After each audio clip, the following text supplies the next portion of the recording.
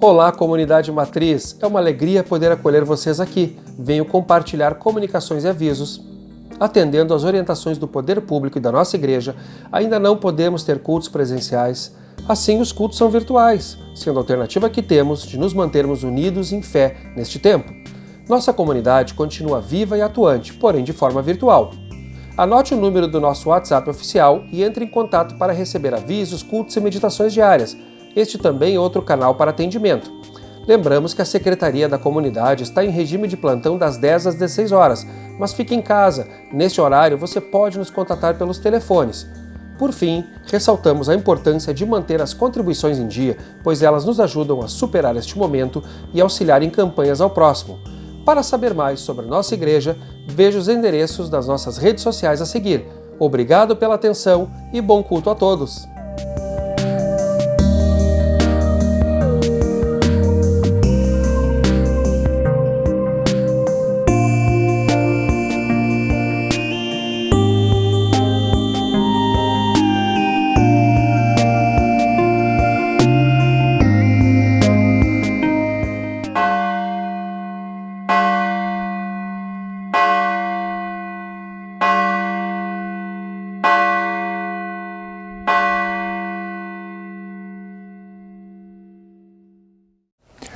A fé é a certeza de que vamos receber as coisas que esperamos e a prova de que existem coisas que não podemos ver. É uma alegria poder estar com vocês agora para celebrarmos esta fé que nos conecta a um Deus que não podemos ver, mas é real em nossas vidas. E também celebramos, conectados como comunidade, que mesmo não se reunindo presencialmente, vive comunhão e segue cheia de esperança no agir de Deus. Este tempo tem sido, de fato, um tempo de exercício da fé. Fé que espera por respostas e soluções e fé que nos anima a vivermos dias melhores. Convido a confessarmos nossos pecados. Senhor Deus, Tu sabes nossas contradições. Sabes quanto sofremos e temos conflitos tentando viver e conviver da melhor maneira. Sabes também como lidamos mal com o risco real do contágio e dos efeitos que este contágio pode causar em nós. Perdoa-nos por não sermos compreensivos e solidários na busca destas respostas. Em Cristo oramos. Amém. Nossa fé quer nos conectar com o agir misericordioso de Deus no mundo. Tem piedade, Senhor.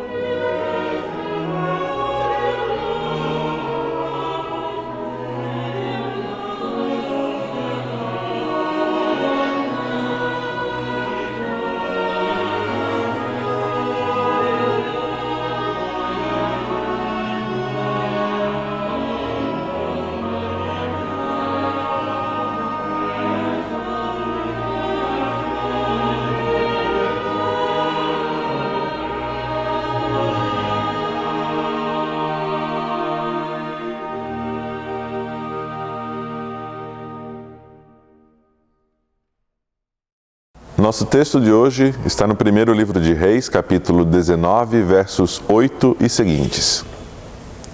Hoje quero conversar com você sobre a graça de Deus. Deus foi extremamente gracioso ao criar o universo e ainda mais gracioso ao criar o ser humano. Porém, com a queda, o ser humano afastou-se da presença de Deus e passou a conviver com as consequências deste ato. A mais terrível delas é nossa incapacidade de chegar até Deus por esforço ou mérito próprio. Ainda assim, é possível perceber a graça e a misericórdia de Deus ao longo dos relatos do Antigo Testamento. Nosso texto de hoje é um desses belos relatos. Elias era profeta escolhido por Deus para agir com milagres extraordinários.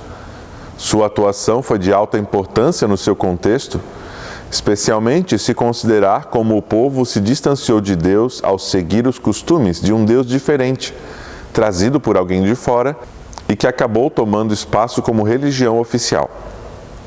Nesse texto, vemos um profeta que se escondeu por se sentir só.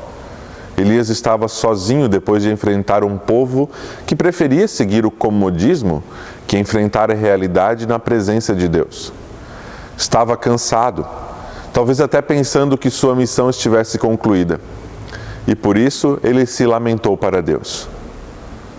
Curiosamente, estamos em um momento semelhante. Elias foi para a caverna. Nós estamos em isolamento social dentro dos nossos lares. Elias sentiu-se só. Nós vivemos momentos de solidão e da carência do contato físico. Elias queria ver Deus agindo. Nós também queremos que Deus encerre logo esta pandemia. Há um contraste entre a vontade de Deus e a nossa vontade. Diante desse contraste, a graça de Deus opera. No contexto de Elias, ele precisou sair da caverna para observar a graça de Deus, para com ele e especialmente para com o povo. Porém, ao sair da caverna, o profeta se depara com catástrofes, tempestade e terremoto. Se ele já estava com medo dentro da caverna, fora dela se deparou com algo ainda mais assustador. Nosso texto relata que Deus não estava nesses fenômenos como esperava Elias. Aqui chama atenção para algo que não está escrito diretamente. Se Deus não estava nos fenômenos, onde estava então? Deus estava com Elias. Isto chamamos de graça. A missão de Elias não estava concluída e a voz de Deus veio num sussurro, em uma doce voz, para motivá-lo a cumprir a vontade do Criador. Depois de ouvir as catástrofes, Elias ouviu uma doce voz, algo tão inimaginável quanto os próprios fenômenos que a antecederam. Mas perceba que os elementos anteriores eram sinais utilizados como juízo de Deus. Ainda assim, eles não atingiram Elias. A doce voz, no entanto, o atingiu. Essa doce voz confrontou Elias diante da atitude de se esconder na caverna. Elias percebeu que Deus estava na doce voz, e não nos fenômenos anteriores. Percebemos isto em sua atitude de cobrir o rosto. Esse gesto, além de demonstrar humildade, também poderia ser um sinal de medo, de receio diante de um juízo. Mas Deus estava demonstrando sua graça para Elias, e como ele seria responsável por anunciar a graça de Deus com uma missão bem específica. Se observarmos os relatos bíblicos, vemos que Deus age de maneiras diferentes, mas demonstra tamanha graça com seu povo, com sua igreja, com todas as pessoas que ouvem a sua doce voz, mesmo em meio às tempestades e às dificuldades. No caso de Elias, ele percebeu a presença de Deus em uma doce voz, uma brisa suave. Isso foi graça de Deus para ele. O Criador estava com ele o tempo todo, mesmo quando ele percebeu que estava só e se lamentou por isto. A graça de Deus deu uma nova perspectiva para Elias. Ainda não era hora de se esconder.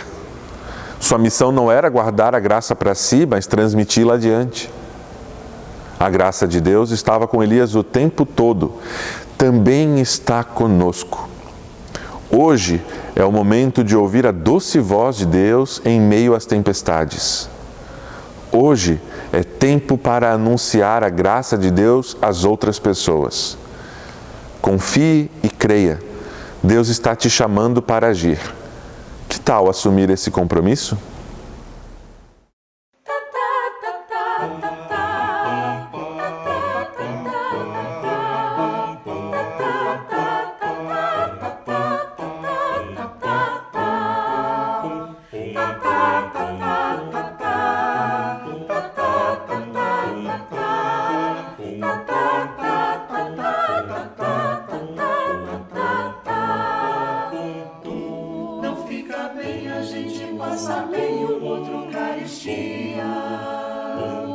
Ainda mais quando se sabe o que fazer e não se faz. Como fruto do amor de Cristo, fruto do seu compromisso, vendeu o homem o que tinha e repartiu.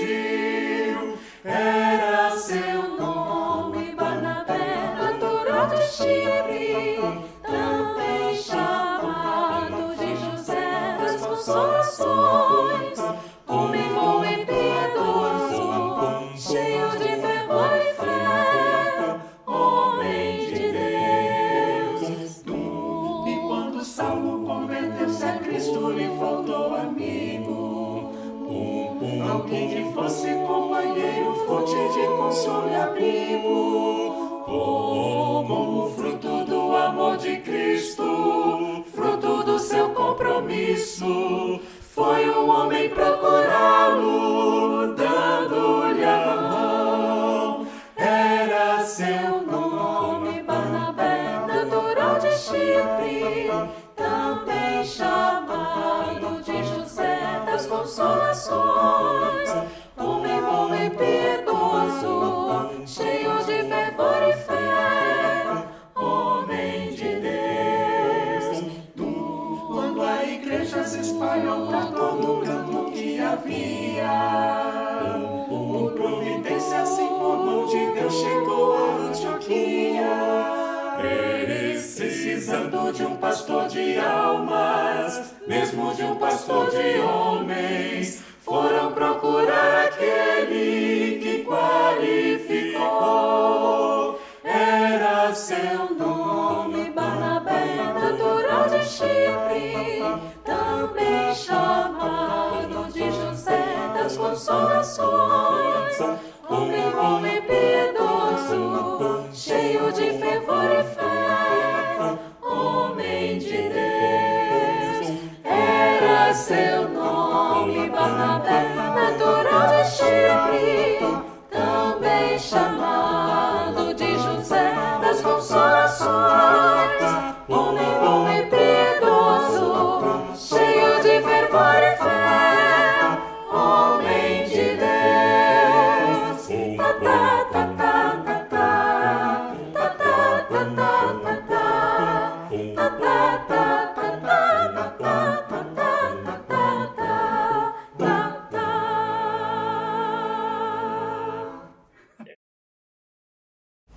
Convido para oração de intercessão. Acolhemos em nossa oração os enlutados que partilham conosco sua dor pela perda de Dolores Kruk, nascida a 13 de setembro de 1934 em Colinas, Estrela, Rio Grande do Sul, filha de Reinoldo Kruk, filho e Erna Kruk. Dolores veio a falecer no dia 29 de julho, aos 85 anos. Foi sepultada no cemitério da comunidade evangélica de Lajeado no dia 30 de julho. Deixa assim enlutados 2 irmãos, 3 irmãs, 3 cunhados e demais familiares. Convido para orarmos. Amado Deus, confiamos a Ti nossa irmã falecida Dolores. Cuida das pessoas enlutadas, bem como das enfermas que sofrem com o coronavírus e demais enfermidades. Vem assistir com a tua bênção aqueles e aquelas que zelam pela vida, dando-lhes coragem e toda a sabedoria necessária de proteção à vida que a ti pertence. Intercedemos diante de ti, amado Deus, pelos pais. Conceda a eles a motivação para esta tarefa tão especial de se colocarem junto aos filhos e filhas, exercitando o cuidado, o ensino, a educação. Que os pais encontrem a paciência no exercício desta missão tão nobre de viver o Evangelho de Jesus em seu lar. Deus, ajuda-nos a crer nestes tempos tão difíceis. Diante da busca por Ti, amado Deus, dá-nos a coragem para o aquietar-se. Assim como Elias encontrou a Tua presença no silêncio, que possamos estar abertos totalmente a Ti para Te ouvir e Te seguir através da palavra. Intercedemos pelos países que lidam com a pandemia. Que Tu estejas com os nossos governantes, capacitando-os para o cuidado com a vida. Lembramos a tragédia da cidade de Beirute, que através da solidariedade encontrem coragem para a reconstrução, bem como acompanhar as famílias que são vítimas desta tragédia. Tudo mais que está em nosso coração neste momento, oramos com as palavras que Jesus nos tem ensinado. Pai nosso que estás no céu, santificado seja o teu nome. Venha o teu reino, seja feita a tua vontade, assim na terra como no céu. O pão nosso de cada dia nos dá hoje. Perdoa-nos as nossas dívidas, assim como nós também perdoamos aos nossos devedores. E não nos deixes cair em tentação, mas livra-nos do mal, pois teu é o reino, o poder e a glória para sempre. Amém. Recebam a bênção de Deus. Que a bênção de Deus venha sobre a tua família. Deus acompanhe e zele pelo teu lar. Deus envolva com o seu amor os pais para que encontrem a disposição para amar e se deixarem amar pelos filhos e filhas. Que Jesus Cristo venha ser o teu referencial de diálogo em tua vida. Que o Espírito Santo ilumine o teu caminhar, venha te acolher para o exercício da fé, ali onde te encontrares nesta semana. Assim rogamos sobre ti a bênção de Deus, Pai, Filho e Espírito Santo. Amém.